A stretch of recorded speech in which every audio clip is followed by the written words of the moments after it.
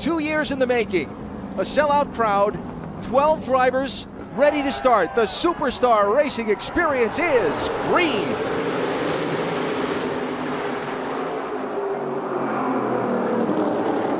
Already you're seeing cars down below the apron there. I think you're going to see that play into the race all night long, every race. That definitely helps de-wedge the car and get it to turn. It's also a more racing room. Bobby Labonte in the teal car on the outside, trying to hang with Greg Biffle. Biffle will lead the very first lap in the gold car. There's Tony Kanaan, beginning to come under some pressure from Tony Stewart behind while he tries to find a way around Paul Tracy. Tracy washes out, and here comes Kanaan to the inside.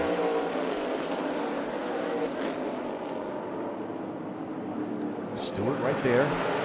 Michael Waltrip behind Stewart in the blue car. This is always the interesting thing when you're trying to pass a car. You got to be careful of what's behind you, because when you lose momentum, the car behind you gets a run. So as Tony was trying to get a run on PT, you could see he lost a little momentum out of turn 2, and then Smoke was right there to perhaps make a move. So Bobby Labonte continuing to be there with Greg Biffle. Labonte in the 18, the teal-colored car. Biffle in the 69. Greg, champion in 2 of NASCAR's 3 National Series and a 19-time winner in the Cup level.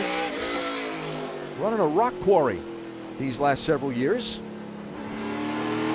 Yeah, I talked to him earlier today, and he was really just excited to get out here and grab a car again. Yeah. So, I mean, I think you can see that out there. He's running super strong right behind Biffle. Biffle will definitely be someone that's going to be tough to beat all night, but Bobby Labonte he's putting the pressure on. I mean, he is faster, so it's just difficult to pass. So, you know, here I go again with that storyline. Are we going to start to see people that are going to do things that, again, give us something to talk about out here and are going to keep it fun and playful, or are we going, well, maybe we will, or are people going to keep their cars clean for now? That is called shutting the door. Tony Stewart tried to pass Tony Kanaan in the pink car. Stewart had to get off the gas. Michael Waltrip in the blue car tried to take advantage, and Stewart said, no, you're not coming through. I'm sorry. Marco Andretti in the black-winged car, and Bill Elliott in the purple machine. Racing back for 10th and 11th place. Elliott looking for a little racing room that may not be there. I think these cars are holding up pretty well. I know there was such a question, how is it going to go, but Ray Evernham has done an incredible job with these cars, and they look pretty fun got a out spin, there. turn number 2. Paul Tracy tried to shut the door, and caution flag will wave. Michael Waltrip was not going to have the door shut on him again. And did Marco Andretti collide there with Tracy in the smoke screen? I think he was pushing Marco out of the way. Here's a look at what happened.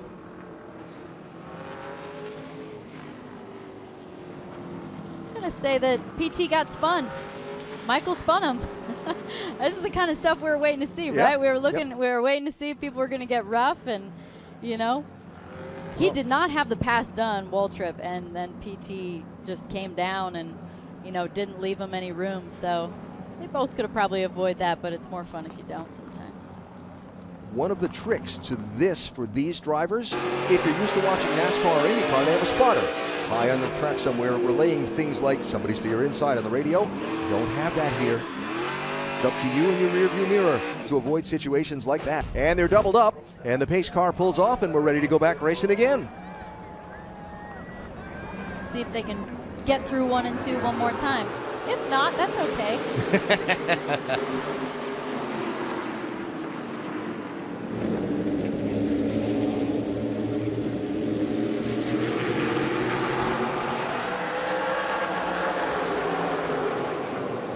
I think we're going to see the cars continue to get more and more racy all night as these drivers get used to racing them, to making a couple changes before the feature.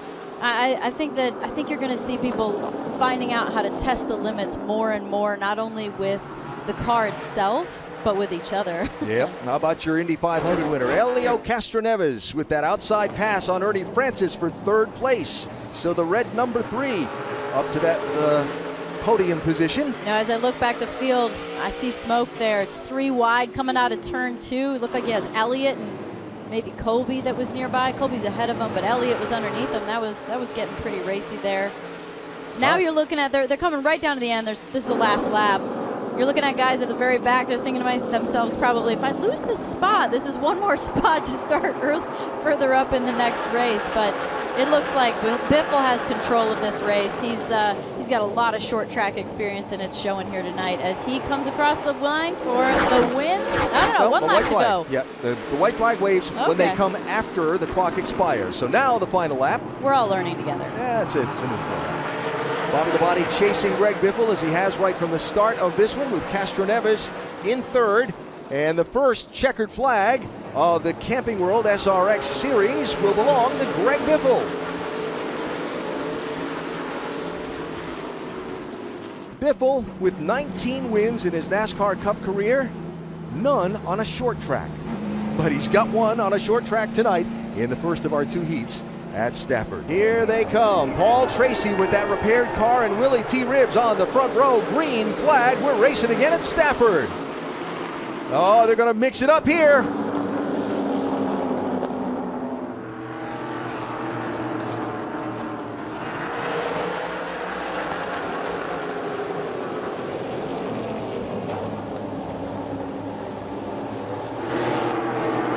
Look at Waltrip go.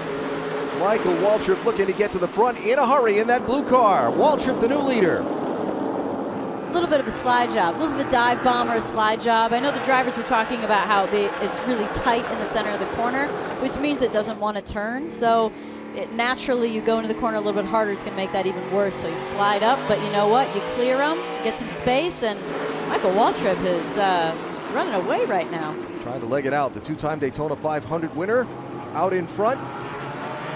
Paul Tracy trying to hang on to second. Third is Willie T. Ribbs, followed by Tony Stewart and Bill Elliott. Here's that challenge and pass for the lead. So you can see how he set him up. He was a little bit wide in the middle of 3 and 4, and then was able to get the car turned and get on the power, probably full throttle sooner, obviously, than PT did, and he got the run down the front straightaway and got by him.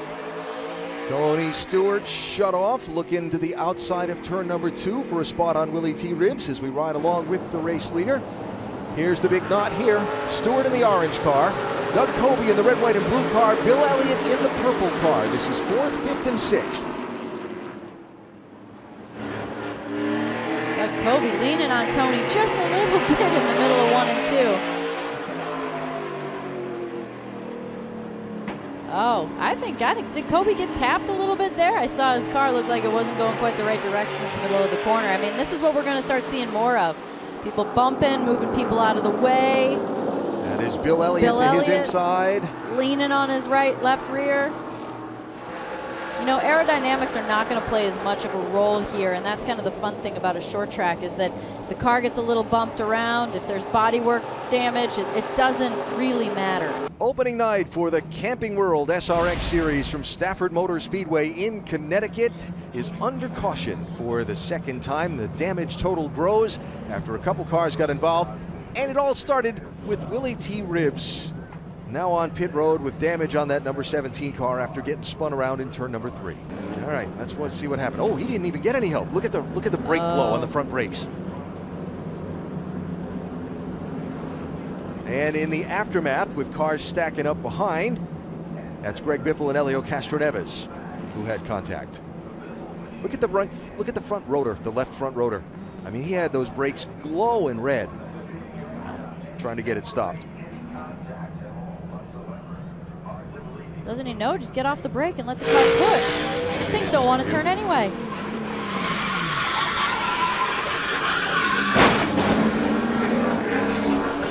You also don't know how hard he's been leaning on that right rear tire. And, you know, I mean, he had a lot of pressure for a long time. And so we're going to get a view here from Helio. Ooh. That's going to leave a mark. And they're doubled up now with inside of 2 minutes to go. And how you finish in this heat determines where you start in the main event. These should be an interesting last, 5-6 laps here.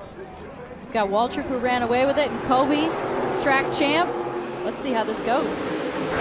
Paul Tracy to the outside of Michael Waltrip to turn 1.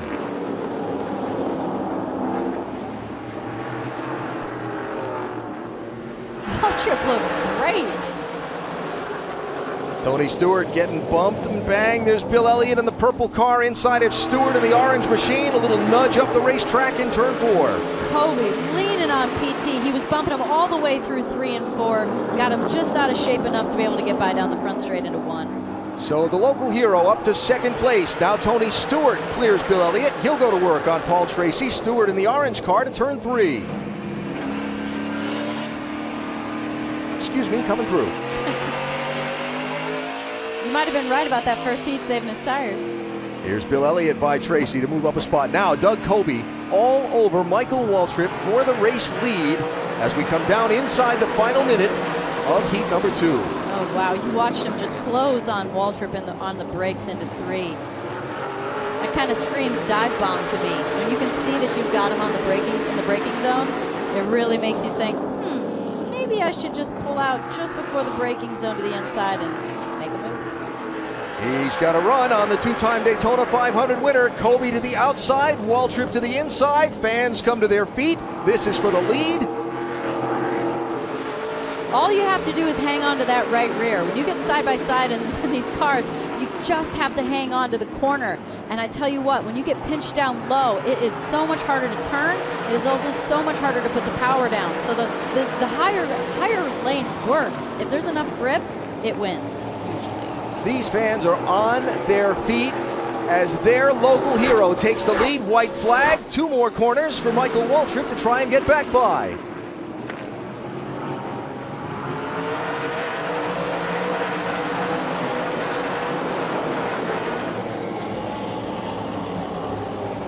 Checkered flag and a big heat race win for local driver Doug Kobe.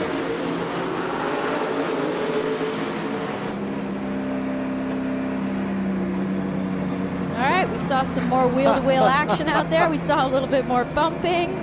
I think this is the start of a beautiful thing here for this 100-lap feature that we're going to have very shortly. Stafford Speedway, known as one of the showcase places for short track racing in the United States. That's why we're here. The fans have turned out and the place is sold out. Their local hero, Doug Kobe, on the pole in the red, white, and blue car. Michael Waltrip to his outside. 100 laps the distance, 12 drivers in the field. And the first winner's trophy in this superstar racing experience is on the line right now.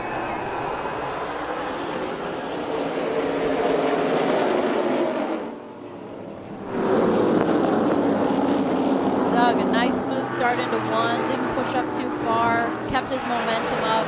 Tony Stewart slides through into second. That'll put a lot of pressure on Kobe. There's Tony Kanaan with a spot on the bottom of 3 and 4 in the 48, the magenta car. And that white car on the outside, that's Greg Biffle now. Not in the gold car anymore. That's the backup car. That's the Biff trying to make some progress on the outside. Look at him go. Couple spots further up than that, you've got Marco Andretti in 6th place already. He came through. I didn't see the whole move, but in 3 and 4, he got past a couple of cars. He's moved up 3 spots already. There is Marco. Off to a good start in this main event. Nobody's off to a better start than Greg Biffle, though. Right behind him, Biffle just underneath Bobby Labonte. So Greg Biffle picks up another spot, and that puts him into 7th place.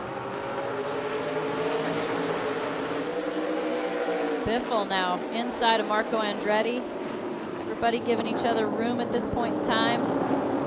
Biffle looks good. Somebody's going to complain about this tire situation. I was just thinking about that. Oh, spin! Contact for 3rd place, and around into the wall is Michael Waltrip. He and I believe it was Ernie Francis made contact, and we are under caution 4 laps in. Let's see if we can get a replay of what happened. I thought he saw me on the inside. I thought I was up alongside. That was Ernie Francis's radio saying, I thought he saw me on the inside. Remember, no spotters for these drivers. They got to do it all themselves with the rear view mirrors. And there's the damage on the 15 for Michael. Come on, Ernie, there was still a little bit of room down there. You weren't in the grass. It doesn't take much, though. When you're running on the edge of the grip, especially at that point in the corner and you get the car loaded, I mean, it's very easy. Just one little nudge can spin you out.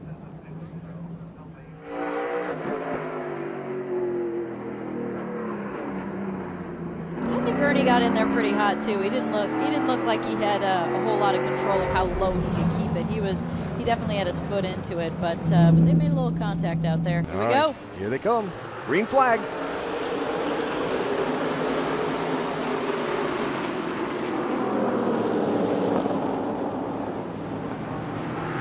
That outside lane is working in 1 and 2. Tony gets a run down the back straightaway. We'll see if he can clear him on the exit of one of these corners. Tricky stuff. Marco Andretti to the inside of Francis also. That's for 3rd place. Here comes Marco. Look at this.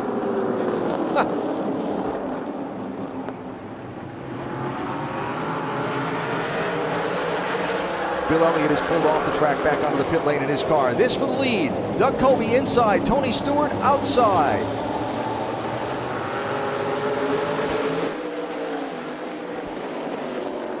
Oh, spin on the front stretch. Willie T. Ribbs in the grass. Hang on. He's got it under control. We'll stay under green. I thought he was 3 wide for the lead. Marco Andretti to the bottom of both Stewart and Colby. Here comes Biffle to the inside of Stewart for 2nd. Marco and Biff on the move. Man, you know, I tell you what, being teammates with Marco, when he has a good car, that boy gets some confidence and he can be very aggressive. So Marco Andretti to the race lead in our main event, up 8 positions since the start. Marco not running the full series of IndyCar racing this year for the first time after 15 straight seasons. Said he wanted to be out of his comfort zone. Well, he looked pretty comfortable making this move.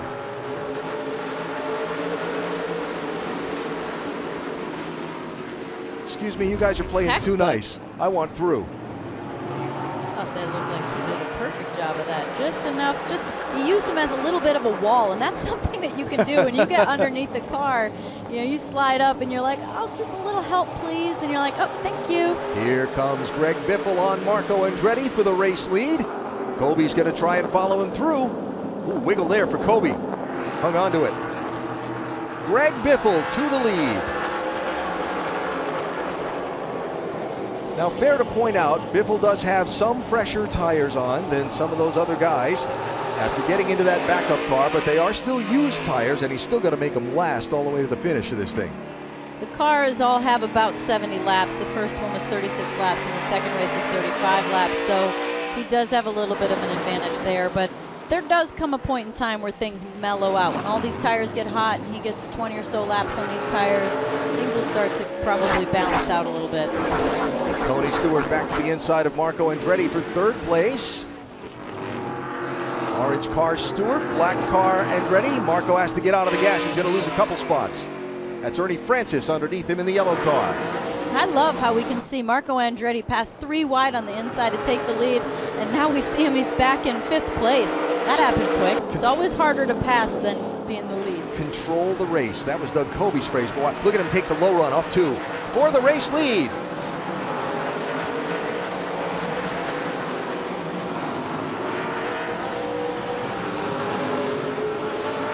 They're standing, they're cheering, they're waving their hats in that grandstand. Storybook, you know, you coming out here, you watching guys like Greg Biffle and Tony Stewart and Marco Andretti and Helio Castroneves, and then you've got your guy who's doing it, who's leading the race. I know that makes everybody here feel really good, and it gives you that feeling like it could be me. Got a long way to go in this one, though. Still 75 laps left in our main event. All right, so here's an interesting element with the series. They, you know, we want to see good racing, so there are cautions to get them all bunched up. So the question is, what do we call this? We talked about this earlier, and again, the whole object of the series is fan-friendly. So this is fan-friendly and not fender-friendly. That's very good. I like the alliteration. We'll decide what we're going to call it in a minute, but either way, it's a yellow flag to bunch the field up. Pace cars off. Here we go. Back racing just shy of halfway in our main event. Doug Colby to the inside, red, white, and blue car. Greg Biffle to the outside. Tony Stewart's in the orange machine. And that is Elio Castroneves in that patched up red car who just went through into 4th place. Well, just for a minute. Andretti through, Castroneves getting knocked around. Here's Biffle outside for the race lead. Doug did an awesome job in turn 1. He slid up just enough to close the door on the outside, but did it late enough in the corner to not let anyone get on the inside, and he maintained that lead. Ooh. Oh boy. More carnage from Michael Waltrip's car as he's caught in between Bobby Labonte and Ernie Francis. So I'm wondering how much damage was from the accident in 3 and 4 where he hit the outside barrier, and I'm wondering if the rear wing was perhaps knocked a little loose. He's got smoke coming out the back now as he comes around. I think it'd be interesting to see if he can keep going. We say body work doesn't matter, but that rear wing might matter. Might matter. And that left rear tire is not going to live long with that. So Michael's been shown the black flag, and he'll have to come to the pit lane and have that attended to. For Marco, I saw him this morning while he was practicing his car. I said, so how uncomfortable are you? You know what? He said, you know what? This feels kind of good. So good for him. You know, there's something to putting yourself outside of your comfort zone, and you get they say that you get comfortable in the discomfort, and you just become familiar with that territory, and you gain confidence to know that you can step outside of that and do different things and try new things. And you know, I think for someone like Marco, who's had such a name, you know, he's 3rd generation Andretti, and there's a lot of pressure, and I can associate with that too, in just a sense of getting into a new car and having that pressure. People ask me, do you want to get back in a car? And I'm like, no, and you know what, sometimes there's more downside. So I think this is awesome to see Marco in you know, stepping outside of that comfort zone, driving a car that he is definitely not familiar with driving, and doing a great job. He's in 4th place, he's running up on Tony Stewart right now, and nobody has more experience in a race car than Tony Stewart. That's for sure. Saw Tony Kanaan in that pink machine, the magenta car, the 48, get a little bit of a rough ride as Ernie Francis and Bobby Labonte got by him. So TK back to 8th position at this point. And there are your first 5. In order, Colby, Biffle, Stewart, Andretti, and Castroneves up to 5th place. Castroneves has made up 6 spots since the start of the race, so it'll be interesting to see if he continues to march to the front. I mean, he is right on the back of that lead group.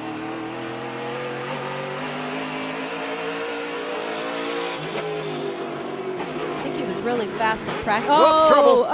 Really fast in practice yesterday was what I was saying, but looks like he just caused a little bit of a caution. Caution behind you, caution behind you. Get a replay, but he was inside of Marco into turn 3, and here it is from our awesome drone. How hard did he get hit, and how hard did he get the barrier, if at all?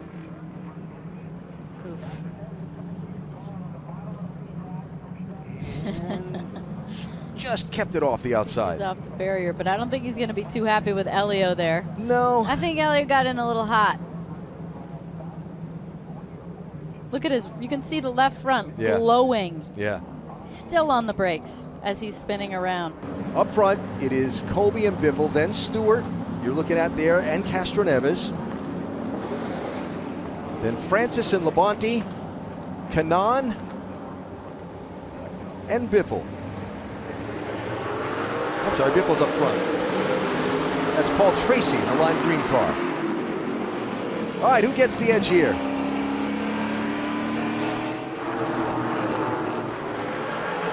You know, I'm sure there's a lot of stuff going on out there as Elio's talking about, like, you know, I don't know, I thought he saw they're dealing with no spotters. Yep. This is very foreign territory for drivers that are, especially someone like Elio, 46 years old. He hasn't had no spotter for God knows how long. Long time, yeah. Since he's been in a go-kart, probably running around a track, maybe at the only time. So, you know, that's why probably there's a lot of question as to what's going on. But definitely what's going on here is a really good race for the lead. We've got Colby and Biffle still going at it, side by side.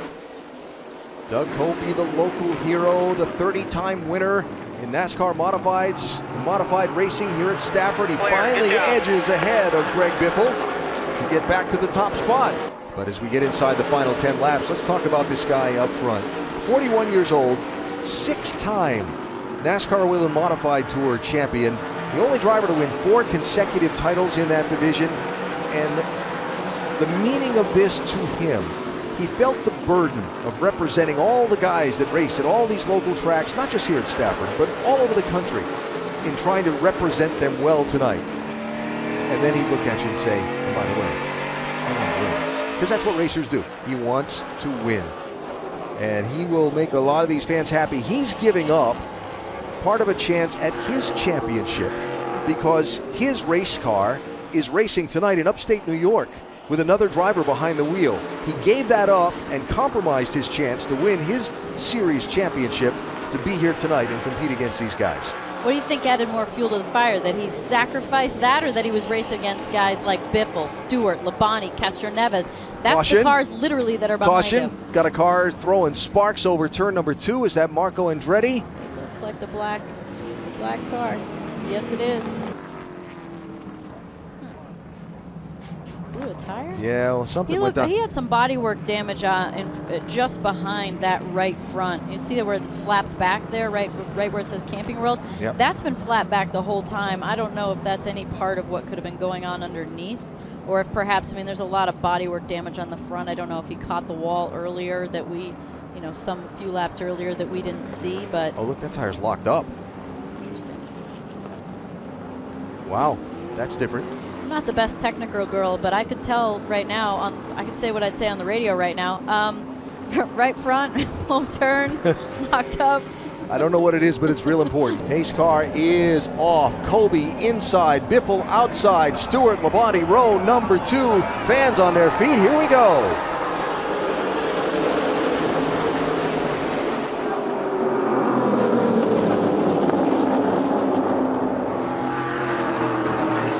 Colby's going to get away. Stewart couldn't stay underneath Biffle. Here they come to the white flag. We're entering the last lap of the race.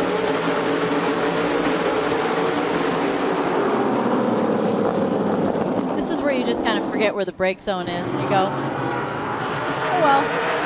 Sail it in and see. Come on. What a dream come true. These fans are going to go bananas. Their local track hero is going to beat the superstars tonight. Doug Kobe wins at Stafford. Oh, yeah!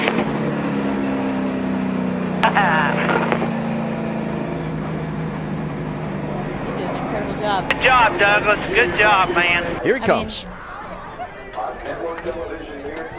Listen to the fans just loving their guy.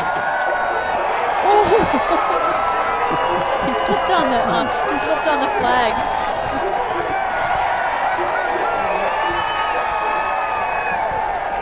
10,000 people just love to see him come across the start-finish line as the winner. Great job. Let's go to Matt.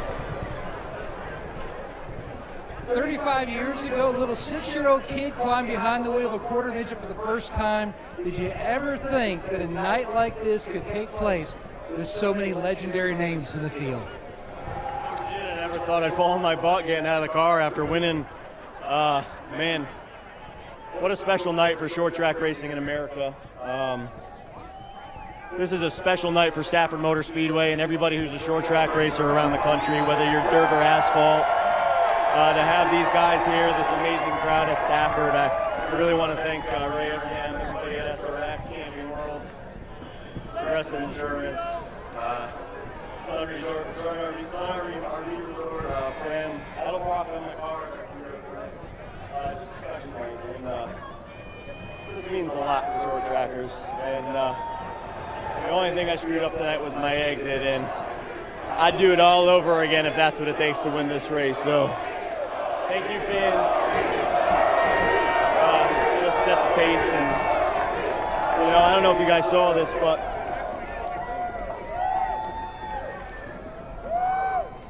I lost a very good friend of mine this week, Don King, and he was one of my best friends. Gave me my first modified tour ride. I know the whole King family's watching tonight, and it's going to be a tough week for me. I'm going to celebrate a little bit, but I got some bigger things to do, and I just did this for Don. I put the sticker Woody Pick that gave me on my helmet, and that's what short track racers do. We pour our heart and soul in this. I've done this for decades, and Don gave me my first modified tour ride, and I can't thank him enough. Before we go, I really want to thank everybody at SRX for doing this. These guys have been busting their butts, you guys in the shop. I know how hard you work to get these cars together, and I really appreciate everything you've done. Of course, Ray and Tony, George Pine, Sandy Montag, the Montag Group, everybody at CBS, the fans watching at home. Short Tracker won it tonight, guys. So, Brian Brown, you're up next, buddy. Cody Swanson, Bobby Santos.